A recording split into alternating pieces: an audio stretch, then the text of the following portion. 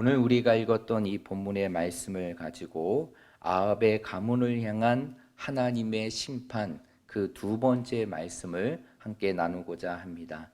우리가 지난 시간부터 이제 어떠한 말씀을 함께 나누었느냐?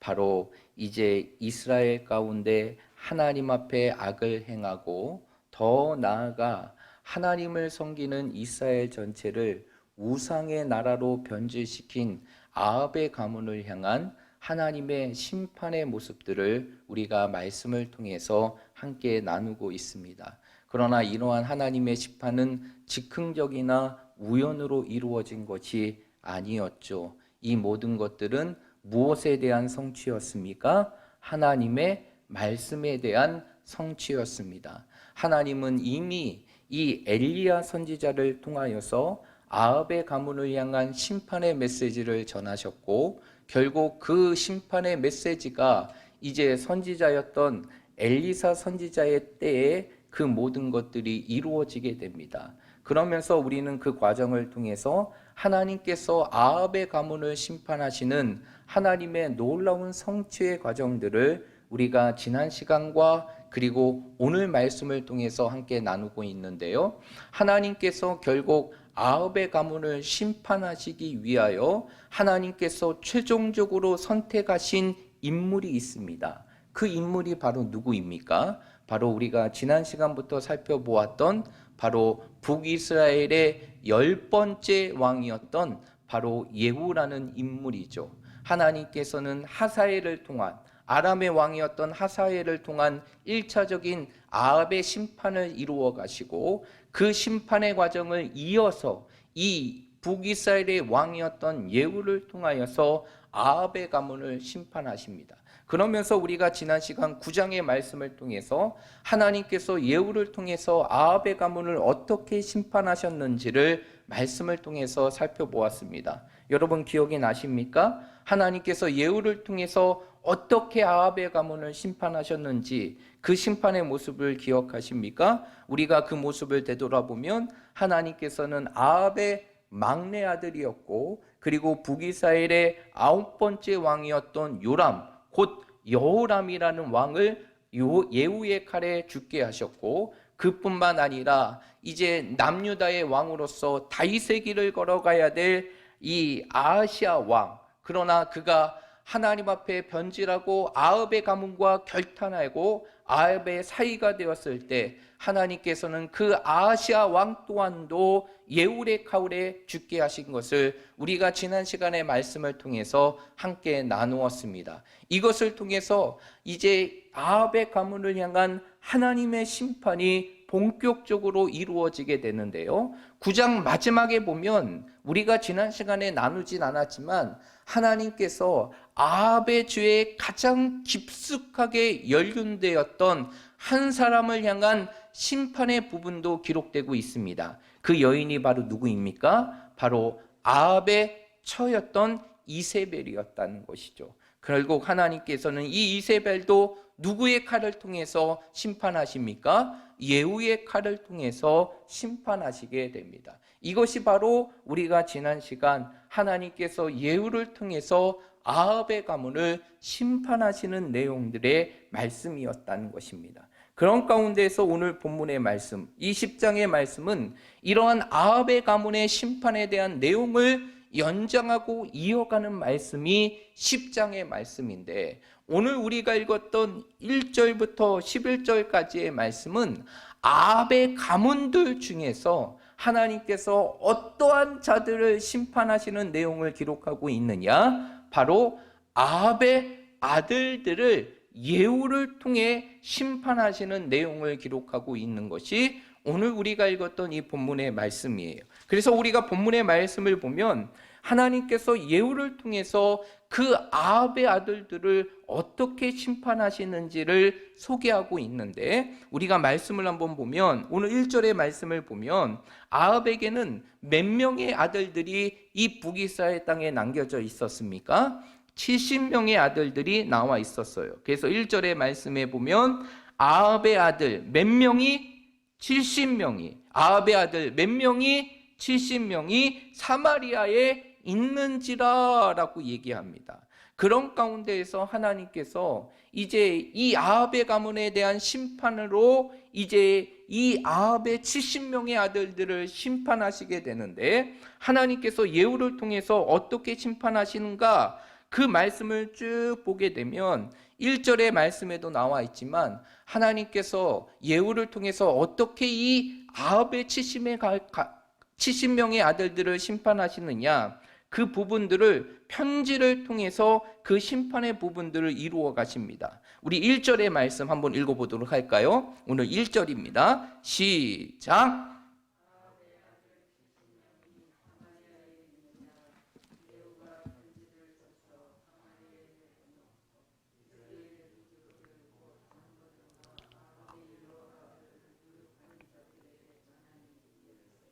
네, 오늘 1절의 말씀에 보니까 이 사마리아 땅에 아합의 70명의 아들들이 있는데, 예후가 이제는 그 70명의 아들들을 돌보는 귀족들, 곧 장로들과 그 아들들을 교육하는 자들에게 무엇을 보내게 됩니까? 서신, 곧 편지를 보내게 됩니다. 이것이 바로 아합의 아들들에 대한 심판의 시작으로 나타나게 됩니다. 그러면서 그 편지의 내용이 무엇인지를 3절의 말씀에 나와 있는데, 3절의 말씀에 보면 그 편지의 골자는 무엇입니까? 예후가 그 편지를 통해서 이 아합의 아들들을 돌보는 귀족들에게 어떠한 내용을 전하게 됩니까? 3절의 말씀에 보니까 너희 주의 아들들 중에서 가장 어질고 정직한 자를 택하여 그의 아버지의 무엇에 두라? 왕자에 두라 라고 얘기합니다. 그리고 그 이후의 말씀에 보면 너희 주의 집을 위하여 싸우라 하였더라 라고 얘기합니다. 이 얘기가 무엇입니까? 이 얘기를 설명을 드리면 이런 내용이에요. 이제 예후가 이제 아합의 아들들을 돌보는 귀족들, 그 아합의 추종자들에게 편지를 씁니다. 그러면서 뭐라고 얘기하느냐? 그 수십 명에 해당되는 아합의 아들들 중에서 너희는 가장 어질고 그리고 정직한 자를 택하여서 이제 너희의 무엇으로 삼으라? 왕으로 삼으라는 것이에요. 그러면 내가 그와 싸우리라 라고 얘기하는 것입니다. 여러분, 그 예후가 이렇게 편지의 내용을 쓴 이유는 무엇일까요? 이 내용은 무엇일까요? 이 내용은 한마디로 이것이에요. 너희들 중에 아무리 어질고 똑똑한 사람이 있다 할지라도, 그 사람이 너희의 왕이 된다 할지라도, 너희가 나와 싸웠을 때 나의 칼을 피하고 막을 수가 없다라는 것이에요. 한마디로 이 이야기는 너희 중에 누구든지 나를 위하여, 나와 대항하기 위하여 왕으로 삼든 간에 그 사람은 나와 대항할 수 없다라는 내용들을 이 편지의 내용에 기록하고 있는 것입니다. 그러자 4절의 말씀에 보면 이 편지의 내용을 보았던 그 아합의 아들들을 돌보는 귀족들이 그의 마음 가운데 어떠한 마음을 갖게 됩니까? 두려움을 받게 되죠. 두려움을 갖게 됩니다. 그러면서 그들은 이렇게 얘기합니다.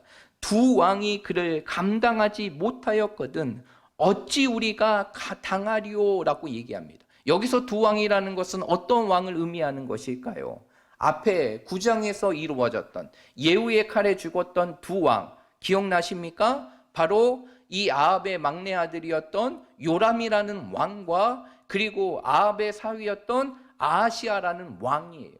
이 왕이 다 예후의 칼에 죽었는데 이제 어떻게 우리가 그 왕들을 죽였던 예후와 싸워서 이 사람들을 살릴 수 있느냐, 이런 것입니다.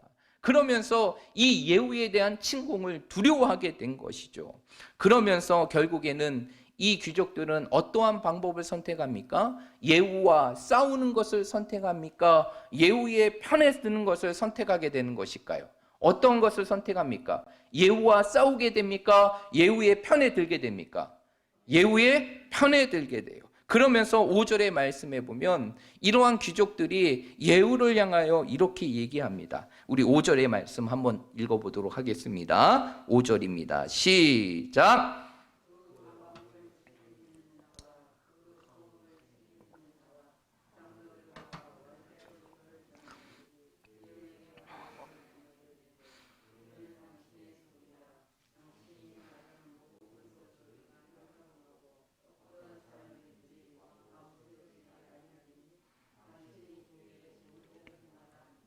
아멘. 오늘 이 말씀을 보게 되면 이제는 그 귀족들이 뭐라고 얘기합니까? 예후의 편지를 받고 뭐라고 얘기하느냐?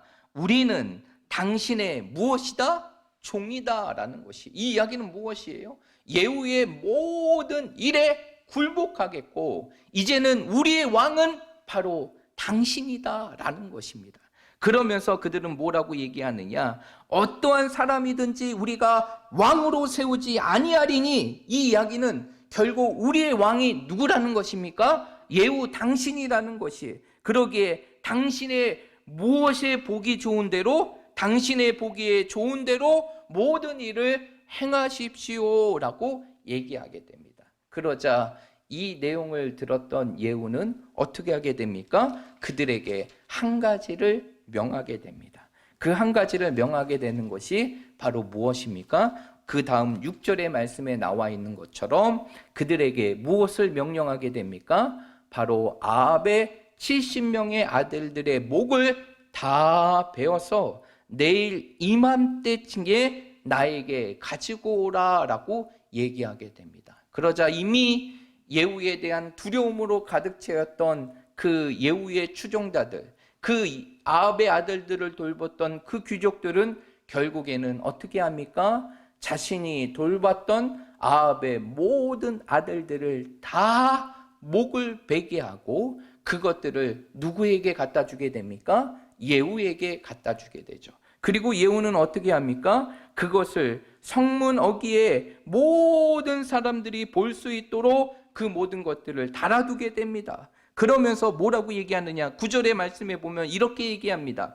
이튿날 아침에 그가 나가서서 무백성에게 이르되 너희는 의롭도다. 나는 내 주를 배반하여 죽었거니와 이 여러 사람을 죽인 자는 누구냐라는 것이, 이 얘기는 결국 무엇이냐면 이 70명의 아합의 아들들의 목을 성문에 매달았지 않습니까? 그리고 그 모든 것들을 누가 보았을까요?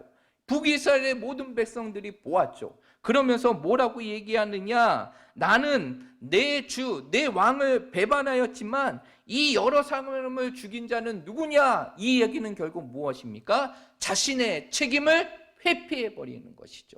회피해버리는 것이. 그러면서 10절의 말씀에 보면 이러한 아합의 가문의 모든 심판의 부분들이 어떠한 결과인지를 예후가 설명하게 되는데 10절의 말씀에 보니까 이렇게 얘기합니다. 그런즉 이제 너희는 알라. 곧 여호와께서 아합의 집에 대하여 하신 말씀은 하나도 땅에 떨어지지 아니하리라. 여호와께서 그의 종 엘리야를 통하여 하신 말씀을 이제 뭐 하셨도다? 이루셨도다 라고 얘기하죠. 그러면서 예후가 옳은 얘기를 하나 합니다. 그게 바로 무엇이냐면 이러한 모든 아합의 가문에 대한 심판은 바로 하나님께서 어떠한 선지자? 엘리야 선지자를 통해서 이루신 하나님의 말씀의 무엇이다? 성취라는 것을 설명해주고 있는 것입니다. 그리고 예후는 어떻게 합니까? 자신에게 복종했던 그 아합의 아들들을 돌봤던 모든 귀족들, 그 모든 귀족들을 다 죽임을 통하여서 아합의 가문에 한 사람도 생존자를 남기지 않고 다 죽이게 되는 사건이 바로 오늘 우리가 읽었던 이 본문의 말씀이라는 것입니다. 그렇다면 오늘 이러한 아합의 가문을 향한 하나님의 심판의 모습을 통하여서 오늘 이 시대를 살아가는 우리들이 오늘 말씀을 통해서 기억해야 될 중요한 메시지가 있는데 그것은 바로 무엇이냐?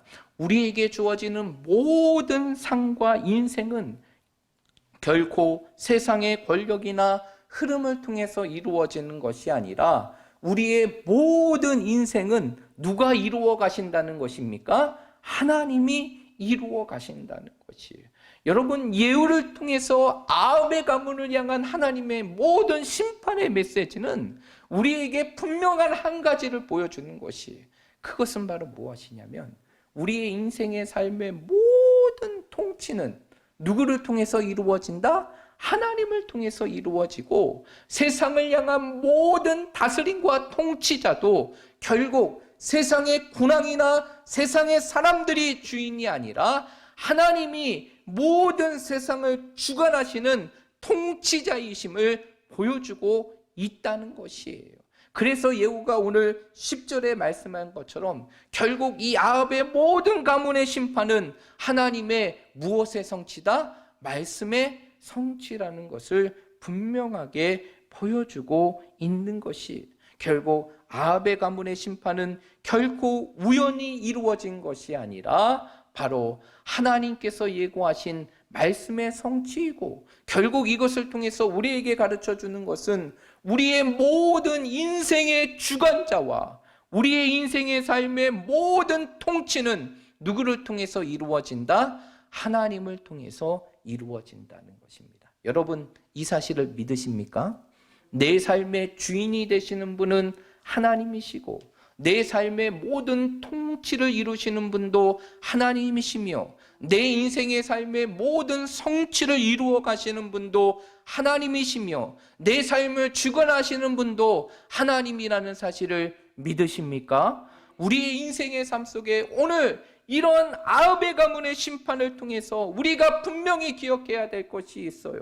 여러분, 작게는 우리의 인생, 그리고 이 세상의 모든 역사는 결코 우연으로 이루어지는 것이 아니라 누구의 통치라는 것입니까? 하나님의 통치라는 것이. 그렇다면 내 삶의 모든 것과 세상의 모든 것이 하나님의 통치라는 사실을 믿는다면 우리는 그 사실을 믿음으로 살아가는 우리들이 우리의 삶 속에서 분명히 붙들어야 될 것이 있는데, 그것은 바로 무엇일까요?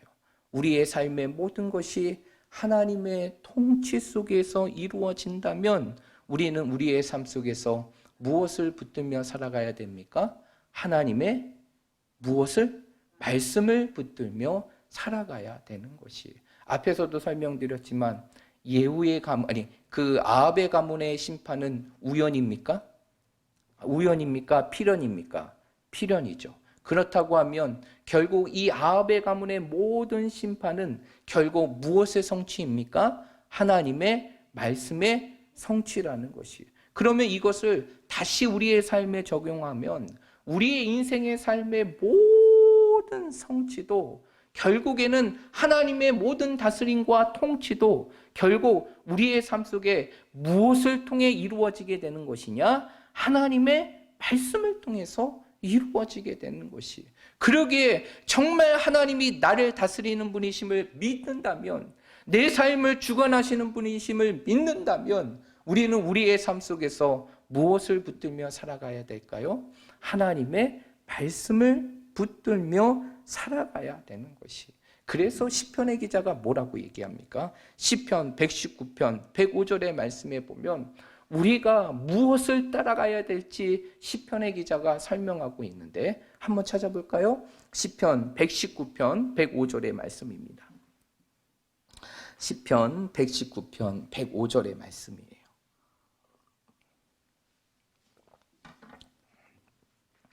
(119편) 105절의 말씀입니다. 다 찾으셨습니까? 찾으셨어요?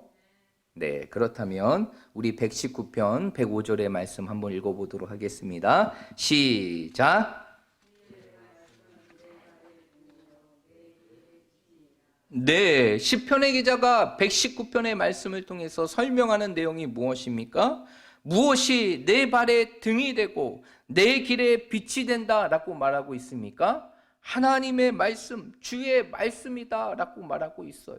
여러분, 우리 앞에 놓여있는 이 성경 66권의 말씀은 단순히 2000년 전에 시작되었던 한 민족에 대한 역사를 기록한 말씀이 아니라 오늘 이 시대를 살아가는 우리들의 삶을 하나님께서 어떻게 인도하실지 우리에게 보여주기 위해서 우리에게 허락한 말씀이 하나님의 말씀임을 믿으시길 바랍니다. 그래서 우리의 인생의 삶을 비출 수 있는 등불은, 그리고 우리의 삶을 비출 수 있는 빛은 다른 것이 아니라 하나님의 말씀이에요. 하나님은 그 말씀을 통해서 우리의 인생의 삶을 빚어가시고 우리의 삶을 통치하시며 우리의 인생의 모든 것들을 이루어 가심을 믿으시길 바랍니다. 그래서 우리는 우리의 삶 속에서 무엇을 붙들며 살아가야 되느냐? 하나님의 말씀을 붙들며 살아가야 되는 것이에요. 여러분, 우리가 잘 알고 있는 그 이스라엘의 역사를 한번 생각해 보십시오. 여기 보세요. 이스라엘의 역사를 생각해 보십시오. 그 다윗 시대의 그 찬란한 영광을 누렸던 그 이스라엘의 역사가 다윗과 솔로몬 이후에 한순간에 추락의 길을 걷게 되고, 결국 그 이스라엘의 민족이 나중에는 어떻게 됩니까? 이방의 민족 가운데 처참하게 짓밟히게 되고 멸망이 되고 있어요. 여러분, 우리가 이 열왕기 상하의 말씀은 그 이스라엘의 멸망의 과정들을 기록하고 있는 것이 이 열왕기 상하의 말씀이잖아요. 그 가운데 하나님께서 이 땅의 통치자로 세우신 그 통치자들, 왕들에 대한 기록을 담고 있는 것이 열왕기 상하의 말씀이잖아요. 결국 이스라엘의 역사가 나중에는 어떻게 됩니까? 결국에는 완전한 멸망으로 치닫게 돼요. 그런데 왜 이스라엘 백성들의 역사가 그 멸망으로 치닫게 되는 것일까요? 왜 그럴까요? 시간이 흘러서 모든 이스라엘 백성들이 힘이 없으니까 이제 이방의 민족으로 인하여 짓밟히고 그래서 멸망이 되게 된 것입니까? 아니에요. 거기에는 그들의 삶 속에서 무엇을 붙들고 무엇의 소리를 듣지 않았기 때문입니까? 하나님의 말씀을 붙들고 그 말씀을 듣지 않았기 때문에 결국 그것이 그들의 삶의 멸망으로 이루어지게 된 것입니다. 그래서 우리가 잘 알고 있는 이 북이스라엘의 통치 속에서 활동했던 선지자였던 아모스 선지자, 그 아모스 선지자의 기록을 보면, 그 아모스 선지자의 말씀을 보게 되면 이 아모스 선지자는 이 북이스라엘의 멸망을 분명하게 제시하고 있어요. 한번 살펴볼까요? 아모스 8장 11절입니다. 아모스 8장 11절입니다. 아모스 8장 11절입니다. 찾으셨습니까? 헤매고 계시는 건 아니죠? 아모스 8장 11절입니다. 우리 다 찾으셨으면 아멘이라고 외쳐볼게요. 다 찾으셨습니까? 네, 우리 8장 11절 말씀 한번 읽어보겠습니다. 시작!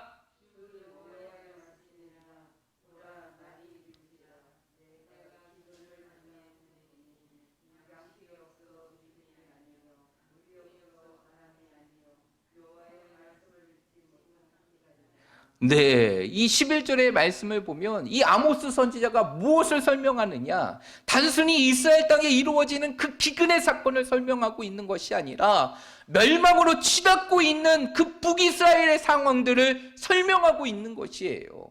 그런데 뭐라고 얘기하느냐? 북이스라엘이 이렇게 멸망되는 것은 결코 양식이 없어 주름이 아니라, 물이 없어 가람이 아니라, 무엇을 듣지 못하는 기갈이라 여호와의 말씀을 듣지 못하는 기갈이다라고 말하고 있어요. 결국 그 말씀을 듣지 않았던 그 영적인 기갈이 결국에는 그 이스라엘의 민족을 멸망으로 치닫게 하는 그러한 결과로 나타나게 된 것입니다. 여러분, 이 말씀을 통해서 우리가 생각해야 될 것이 있어요. 여러분, 우리의 삶 속에 이러한 말씀에 대한 풍요로움이 있습니까? 어쩌면 이 아모스 선지자가 외쳤던 것처럼 내 인생의 삶이 하나님의 모든 통치 속에 있고 하나님이 다스린다고 믿는다고 하지만 내 삶 속에 모든 통치를 이루어가는 하나님의 말씀을 외면한 채 내 삶 속에 말씀의 기갈의 삶을 살아가고 있지는 않습니까? 내 육신의 삶은 날마다 풍요로움 속에서 날마다 넘쳐나는 인생의 삶을 살아가지만 내 삶 속에 내 영혼은 말씀이 없어서 영적인 빈곤의 삶을 살아가고 있지는 않습니까? 여러분, 이 시대 속에서 정말 우리가 하나님이 내 삶을 통치하심을 믿는다면, 그 하나님께서 말씀을 통해서 내 삶을 이루어 가심을 믿는다면 우리의 삶 속에서 무엇을 붙들며 살아가야 될까요? 하나님의 말씀을 붙들며 살아가야 되는 것이에요. 하나님의 말씀을 붙든다는 것은 무엇을 의미하는 것일까요? 1차적으로는 하나님의 말씀을 듣는 삶을 의미하는 것이고, 2차적으로는 하나님의 말씀을 읽는 삶을 의미하는 것이고, 그리고 3차적으로는 그 하나님의 말씀을 우리의 삶 속에 실천하는 삶을 의미하는 것이에요. 그래서 요한계시록의 말씀에 보면 사도 요한은 어떠한 자가 복이 있다라고 말하고 있습니까? 하나님의 말씀을 듣고 읽고 그 가운데 기록한 모든 것을 지키는 자가 무엇이 있다? 복이 있다라고 말하고 있는 것이에요.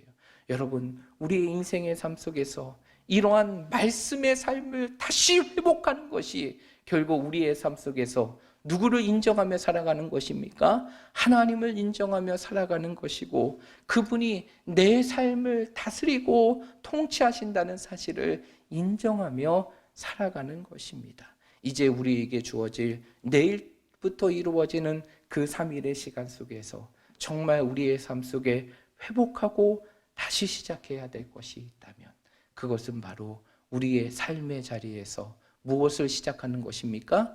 말씀을 붙들며 살아가는 삶을 시작하는 것이에요.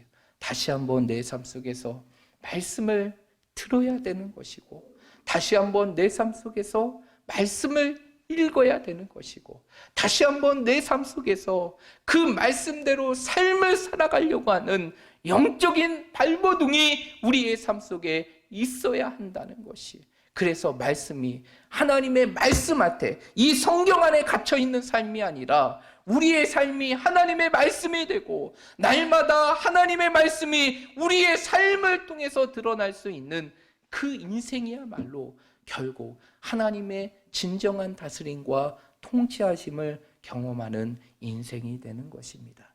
여러분, 우리의 인생의 삶 속에 어쩌면 정말 중요한 이 말씀을 우리가 놓치고 살아갈 때가 너무나 많이 있습니다. 그러나 이제 우리에게 주어지는 정말 내일부터 이루어지는 또 다른 시간 속에서 우리가 다시 한번 하나님의 말씀을 붙듦을 통하여서 우리의 삶이 정말 영적인 기갈과 같은 그러한 인생의 삶이 아니라 날마다 하나님의 말씀으로 풍요로워지는 그러한 인생의 삶을 살아갈 수 있는 우리 모든 믿음의 성도들이 되시기를 주님의 이름으로 축복드립니다.